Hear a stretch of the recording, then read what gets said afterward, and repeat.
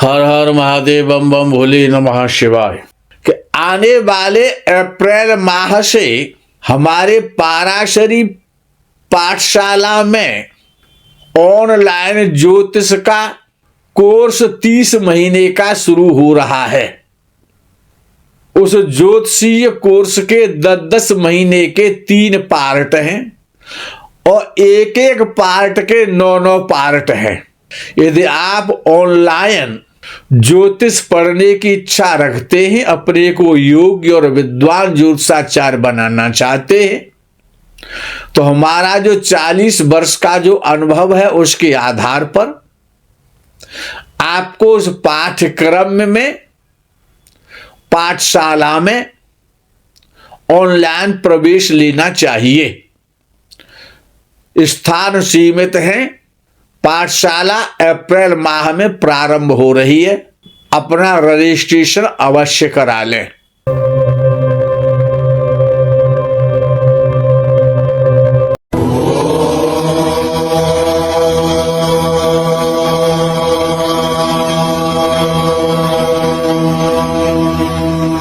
परमात्मा श्री राधा कृष्ण के चरणारविंदों में शतकोटि नमन बंदन। मित्रों को, जिज्ञासुओं को, धर्म प्रेमियों को, ज्योतिष विज्ञान प्रेमियों को हर हर महादेव बम बम भोले नमः शिवाय। मित्रों, ये देव दुर्लभ मानव शरीर स्त्री या पुरुष के रूप में इस धराधाम पर जिसको भी प्राप्त हुआ है वो भाग्यशाली है। आज आपसे चर्चा का विषय है ज्योतिषीय आधार पर कि कौन कितना भाग्यशाली कब होता है, किस स्थिति में जब ग्रह होते हैं जन्म कुंडली में तो राजयोग धनयोग बन जाते हैं।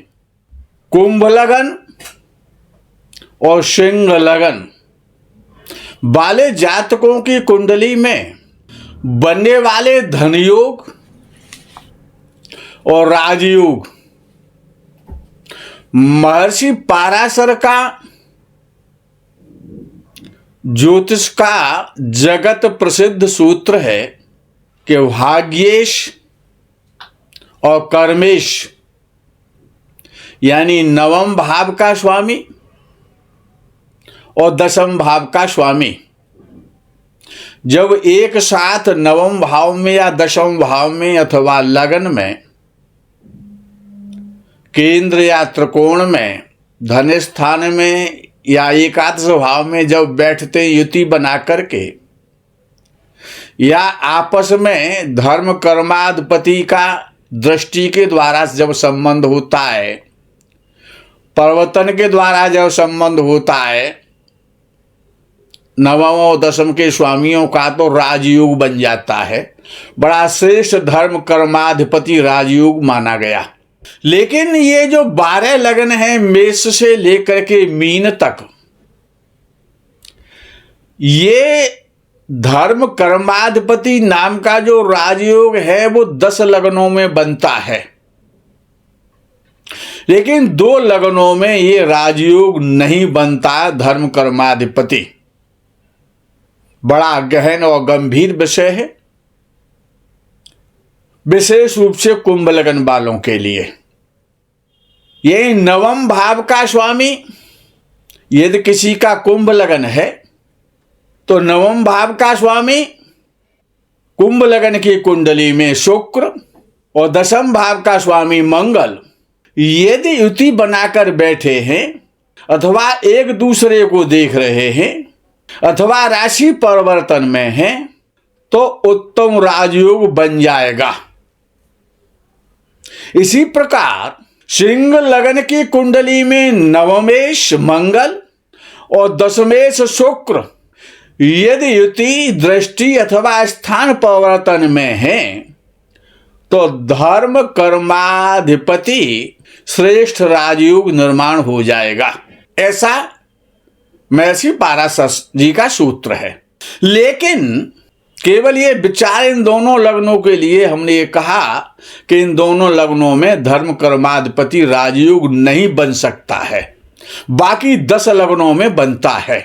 लेकिन इन दोनों लग्नों में नवमेश और दशमेश के द्वारा बनने वाला ये एक सामान्य धन योग तो हो सकता है, कोई विशेष राजयोग नहीं बनता है। इसका निराकरण, इसका समाधान श्री रामानुजाचार्य जी ने अपने प्रसिद्ध ज्योतिष ग्रंथ भावार्थ रत्नाकर में किया है कि कुंभ और सिंह लग्न वाली कुंडलियों में नवम और दशम भाव के स्वामियों की युति हो, चाहे आपस में दृष्टि हो या राशि परिवर्तन द्वारा बनाया गया, ये राजयोग नहीं है, बल्कि ये एक सामान्य सा धन योग है। क्योंकि कुंभ लग्न की कुंडली में मंगल दशमेश है तो तृतीय भाव का भी स्वामी बनता है। कुंभ लग्न की कुंडली में मंगल की मूल त्रिकोण राशि तीसरे भाव में पड़ती है। तीसरे भाव का स्वामी पापी ग्रह माना गया है, ये भी पाराशर जी ने कहा है। और मंगल तीसरे भाव का फल ज्यादा करेगा क्योंकि तीसरे भाव में मंगल की मूल त्रिकोण राशि आती है कुंभ लग्न में। इसी प्रकार सिंह लग्न में भी नवमेश तथा दशमेश के द्वारा बनने वाला धर्म कर्माधिपति राजयोग नहीं है, ये एक साधारण धन योग है। क्योंकि सिंह लग्न में भी शुक्र दशम भाव का स्वामी बनने के साथ साथ तीसरे भाव का स्वामी भी होता है और सिंह लग्न में शुक्र की मूल त्रिकोण राशि तीसरे भाव में पड़ती है। इसीलिए तीसरे भाव का स्वामी महर्षि पाराशर जी के आधार पर पापी ग्रह माना जाता है। नियमानुसार दोनों लग्नों में, कुंभ और सिंह लग्न में तीसरे भाव में मूल त्रिकोण राशि होने से दशमेश पापी ग्रह बनता है। ये सबका भ्रम है कि ये राजयोग है, लेकिन ये राजयोग नहीं है, इन 2 लग्नों में नहीं बनता है, ये भ्रम योग है। भ्रम में डालने वाला योग है कि ये धर्म कर्माधिपति बन गया, ऐसा नहीं है। श्री पाराशर जी का ही सूत्र है कि त्रिषडाय के स्वामी पापी होते हैं। तीसरे, छठवें और 11वें भाव का स्वामी पापी ग्रह माना है। तीसरे भाव को विपरीत भाव भी माना गया है। इसलिए कुंभ और सिंह लग्न वालों का धर्म कर्माधिपति राजयोग नहीं होता। आज से अपना अपना भ्रम दूर कर दो। 12 लग्नों में केवल सिंह और कुंभ लग्न 2 लग्न ऐसे हैं जिनमें नवम और दशम भाव के स्वामियों से बनने वाला राजयोग एक साधारण सा धन योग बन के रह जाता है। अब हम बात करते हैं कि कुंभ लग्न में राजयोग, बहुत सारे राजयोग बन जाते हैं, लेकिन उनमें से जो मुख्य जो राजयोग हैं उनकी चर्चा अब हम कुंभ लग्न की कुंडली पे करते हैं। पहला उदाहरण है, बहुत श्रेष्ठ राजयोग है ये कुंडली में, कि कुंभ लग्न में राहु और शुक्र लग्न में बैठे हों, जैसे इस कुंडली में बैठे हैं, तथा सूर्य दशम स्थान में हो तो एक उत्तम राजयोग बनता है। यह उत्तम राजयोग कैसे बनता है, इसका कारण समझो। राहु एक छाया ग्रह है, शनि के समान कार्य करता है। विद्वानों ने कहा है शनिवत राहु। अब राहु लगन में बैठकर लग्नेश बन चुका है। राहु शनि के समान कार्य करेगा, शनि की भांति फल देगा, क्यों लगन में बैठा है, वो लगन का स्वामी हो गया।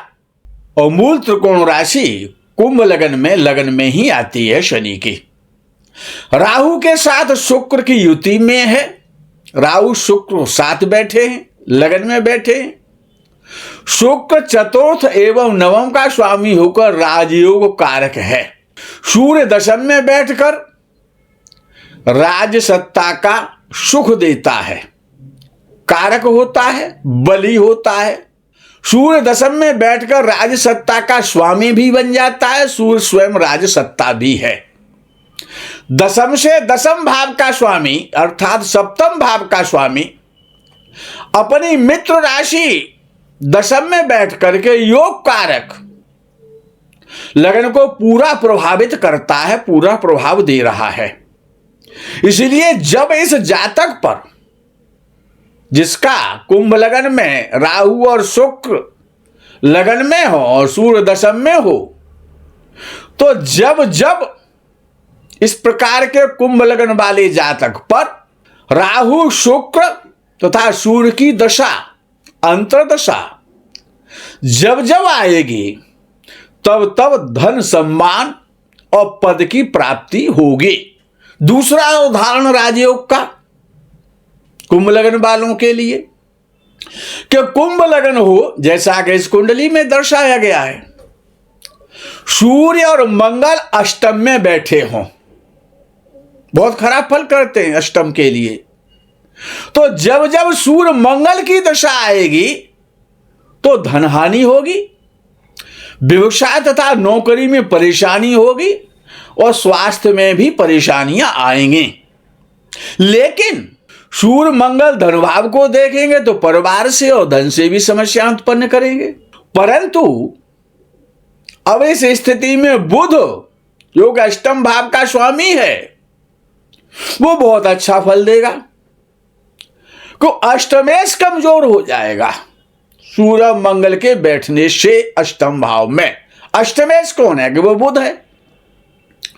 तो अकेला बुध इस स्थिति में राजयोग बना देता है। बहुत अच्छा फल इसीलिए करेगा कि अष्टमेश है और उसके स्वामी बुध को शुभ फल करने का अधिकार मिल जाएगा अष्टमेश कमजोर होने से। इसलिए बुध अपनी दशा में बहुत सारी अकस्मात एकाएक बहुत सारी जातक को धन संपत्ति देगा, यह सुनिश्चित है। तीसरा उदाहरण है कुंभ लगन वालों का राजयोग कि कुंभ लगन की कुंडली में बृहस्पति लगन में हो, जैसा कि इस उदाहरण में कुंडली में है, तथा शनि द्वितीय भाव में हो। यह एक धनवान बनाने वाला उत्तम राजयोग है। इस योग में जिसकी कुंडली में भी इस प्रकार का योग पड़ता है, इस योग में जब गुरु की दशा आती है तो धन संपत्ति प्रचुर मात्रा में प्राप्त होती है। साथ ही साथ व्यक्ति की इच्छाओं की पूर्ति भी होती है। लेकिन जब शनि की दशा आती है तो अपार धन संपत्ति मिलती है। इसका कारण क्या है कि लग्नेश और धनेश यानी शनि और बृहस्पति का परस्पर राशि परिवर्तन एक बड़ा महाराजयोग निर्माण हो जाता है। गुरु जो बृहस्पति जो लगन में बैठता है कुंभ लगन में, वो दो धनदायक स्थानों अर्थात द्वितीय और एकादश का स्वामी होकर तीसरे शुभ स्थान लगन में स्थित होकर शुभ फलदायक बन जाता है एवं लगन में बैठकर पंचम और नवम भाव पर अमृत का छिड़काव करता है। नवम दृष्टि से पंचम और नवम भाव पर अमृत का छिड़काव करने के साथ साथ शनि धनदायक स्थान द्वितीय में लग्नेश होकर बैठता है।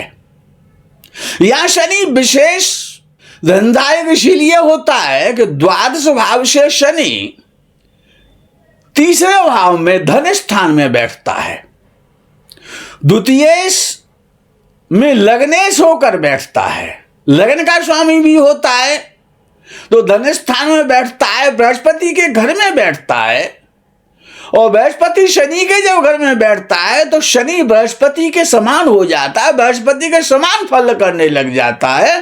और 12वें भाव से जब शनि तीसरे में बैठता है तो बहुत उत्तम और शुभ फल करता है। इसीलिए शनि विशेष फल करता है। यहां शनि की मूल त्रिकोण राशि में गुरु है और शनि स्वयं गुरु की राशि में है। इसीलिए जब शनि की दशा आती है तो व्यक्ति का वैभव राजाओं के समान होता है। कुंभ लग्न की कुंडली में, अब ये तीसरा आगे का उदाहरण मैं आपको दे रहा हूं। इस कुंडली को देखें, ये भी कुंभ लग्न की कुंडली है। कि कुंभ लग्न की कुंडली में यदि शुक्र तथा शनि एकादश भाव में हो, 11वें भाव में, तो भी शुक्र एक महान राजयोग देता है। उसका कारण कि शुक्र केंद्र त्रिकोण का स्वामी होकर योग कारक राजयोग कारक बन जाता है। लग्ने शनि के साथ बैठकर अत्यंत शुभ फल शुक्र इसलिए करता है कि लग्नेश और भाग्येश की युति अपने अपने भावों से 11वें भाव में होती है। लाभ स्थान समस्त इच्छा पूर्ति का भाव है और शनि और शुक्र दोनों आपस में परम मित्र हैं और दोनों ही अपनी मूल त्रिकोण राशि से एकादश भाव में बैठकर अति शुभ फल करते हैं। कुंभ लग्न, अब ये आगे का उदाहरण है। कुंभ लग्न हो, सूर्य बुध और बृहस्पति तीसरे भाव में हो तो सूर्य महान राजयोग कारक हो जाता है। कुंभ लग्न की कुंडली में याद रखना, ऐसा नहीं है कि सूर्य लग्न का शत्रु हो तो वो राजयोग नहीं देगा, लेकिन इस स्थिति में राजयोग कारक बन जाता है। उसका कारण समझ लो कि जब व्यक्ति पर सूर्य की दशा आती है तो व्यक्ति को धन और राज्य दोनों की प्राप्ति सुनिश्चित हो जाती है। सूर्य क्रूर और मार्केश होकर साथ ही साथ केंद्र का स्वामी, सप्तम भाव का स्वामी बनकर अपनी उच्च राशि में बृहस्पति और बुध के साथ बैठकर तीसरे भाव में परम शुभ हो जाता है। सप्तम भाव से नवम भाव में बैठता है तो भाग्य को बल देता है, भाग्य पर उसकी दृष्टि होती है।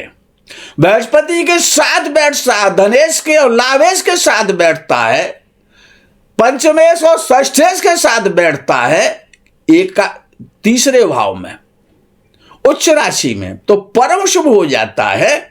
बृहस्पति का प्रभाव सूर्य पर पड़ता है और सूर्य की सिंह राशि जो सप्तम भाव में आती है लगन कुंडली में, दोनों पर बृहस्पति का प्रभाव होता है।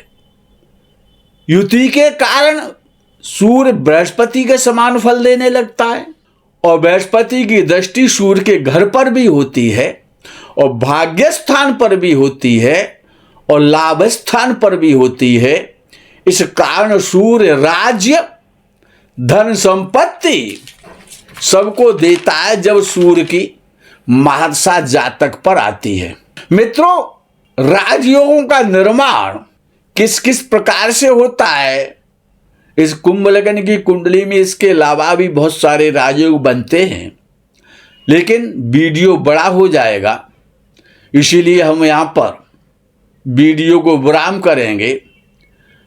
अप्रैल माह प्रारंभ होने वाला है।